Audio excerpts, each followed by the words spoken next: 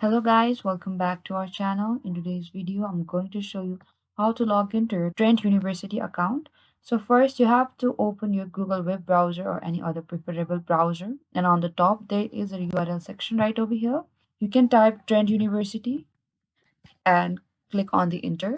And from the search results, you can see there's a Trent University website right over here.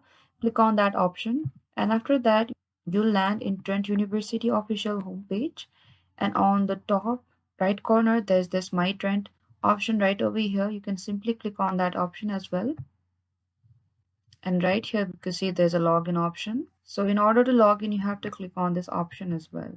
And here we can see we are required to enter our email of Trent University. So type down your email and click on the next bar right here. And on the right hand side here we could see we are also required with our password.